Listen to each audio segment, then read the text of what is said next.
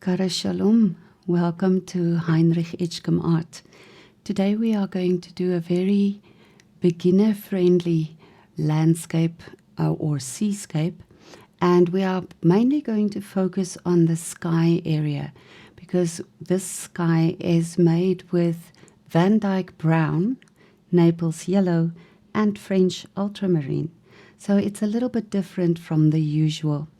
We've used Winsor & Newton paper this time, and you will see the difference between the top and the bottom in color, and we'll give you the reason why just a little bit later.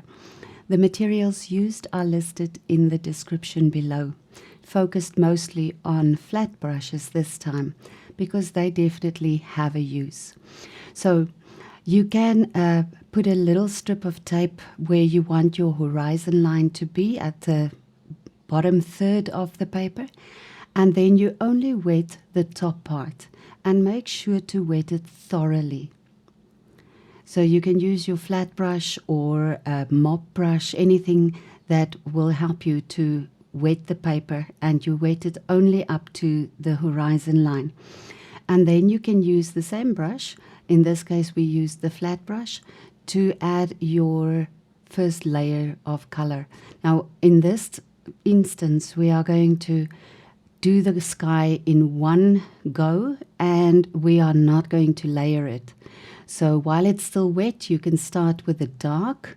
The dark is a mix between ultramarine and the Dyke Brown, and it gives you a beautiful gray, moody gray sky color. And then you can add a little bit of the ultramarine for a brighter color there, where you don't have the dark cloudy part. And then where you want it to be lighter, sunnier, you add the Naples Yellow. Now, Naples Yellow is an opaque color, and it doesn't go green when it mixes with the blue, which makes it an ideal color to use for your sky. And this one seems quite light, but you don't need to make it a much darker. It would stay like this, and it is a very diffused, very soft sky that you will get when you use the colors on the wet base or the wet paper background. Now, as you can see, the moment that you add the paint, it spreads, it feathers out, so you can use your brush and use random strokes to just blend and mix the paint on the paper. And you don't have to wash or rinse the brush every time. You can use the brush as is and just add your colors.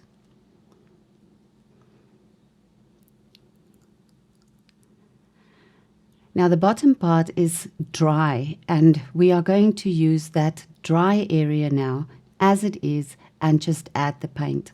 And this is where we can see why the colors are a little bit darker at the bottom.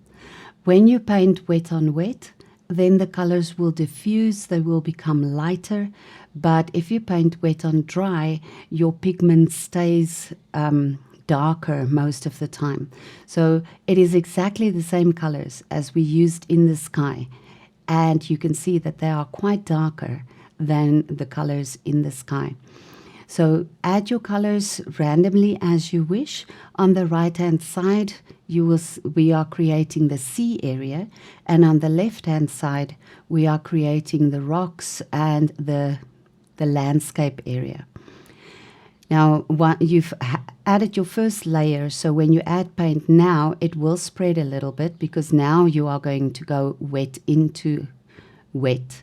So the colors will spread a little bit, but you can guide them with your brush any which way you want to create the sea on the right and the rocks or the sand strip on the left.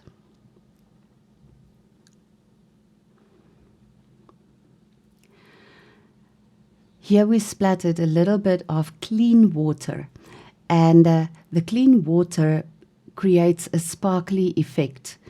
And once you've done that, you can let your painting dry, and then take the tape off and put it on top of or above the original white strip. Now that is just to give you a nice straight horizon line again, and then you can add a little bit of darker blue to show the depth or the distance in the sea, and then very lightly with your flat brush, with the tip of the flat brush, you can now add the ultramarine, and you can start adding light stripes into the rocky area to start adding your elements. Now you're not going to at the moment make very distinctive elements. It is just lines and dots and dashes, just to give the idea of rocks and an uneven terrain. And this is where the tape at the top helps you a lot, because it will give you that beautiful straight horizon line that you need for the moment. And then you can add the squiggly line in the middle there between the sea and the land area, and that will immediately differentiate the two areas, the water and the land. And you can use the ultramarine and Van Dyke mix to give you your darker colors. Then you can let the painting dry again, and you can remove the strips. Now you have there a very nice straight horizon line, and you can use a fine tipped brush to add a little bit of detail to the top of your horizon where it is the land side. So maybe a mountain range or some very, very distant trees, anything that you like, you can add there. And you will see also now that we don't rinse the brush. We use it with all the colors. And the reason why is because if you rinse it every time, you can get very clean colors, which are beautiful.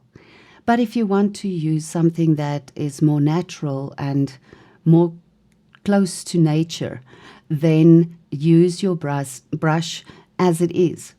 So your brush will have a little bit of blue, a little bit of brown, a little bit of the yellow, and that would give you quite a variety of colors on your painting eventually. Now you can see where it was splattered, there's a lot of sparkles. Now sometimes you will paint over the sparkles, it doesn't matter, but it really helps to bring a little bit of light and life into the painting. So create your rocks, just again put a little bit of a dash, press a little bit harder, press a little bit lighter with your brush, and in that way you will create the variety in color and in texture. And it will make your painting a lot more interesting. Now here we use the flat brush again, and we are going to add an element of 2, and in this case it's just a few fence poles, just to draw your eye closer to the middle of the painting. And you can see the poles on the left are kind of leaning over to the right, and the reason why is to block your view on the left and draw your eye more to the middle of the painting. If you had your poles upright, it would draw your eye up and not into the painting, but rather out of the painting. So whatever elements you put on the side should always kind of move to the middle, bend to the middle of your painting. So even the poles that we add on the right-hand side bend a little bit to the left again for the same reason. It draws your eye into the middle of the painting. Now that the painting is dry, you can also see very clearly where you worked wet on wet and where you worked wet on dry. The wet on dry area, it's the same colors, the same strength of pigment, but because it was wet on dry, it is a whole lot darker. To add a little bit of light, you can use some of the Naples Yellow on the left-hand side of the poles. So you naturally now have the shadow side on the right and the light side on the left.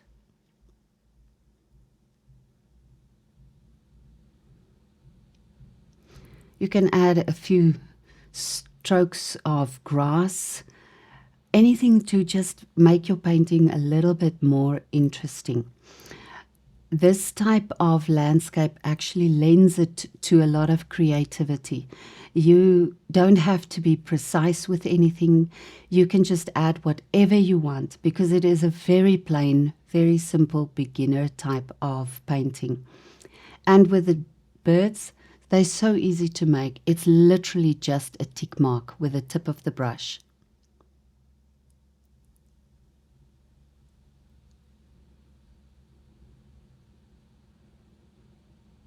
And you can add as many of them as you like.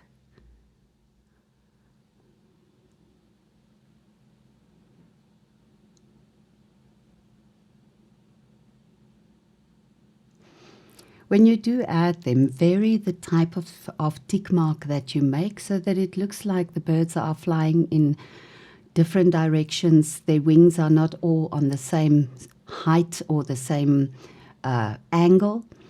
And you can splatter a little bit. That also helps to give texture.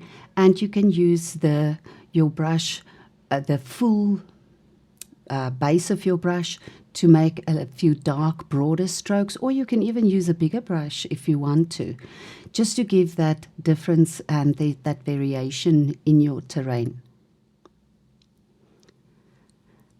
So you can see where the water was splattered in. There's beautiful sparkles. It might be foam rising up. So there's a lot of interesting things that you can do when you use the different techniques. Well, that's it. Thank you for watching. Please like, subscribe, and give us a comment. Vaya con Dios.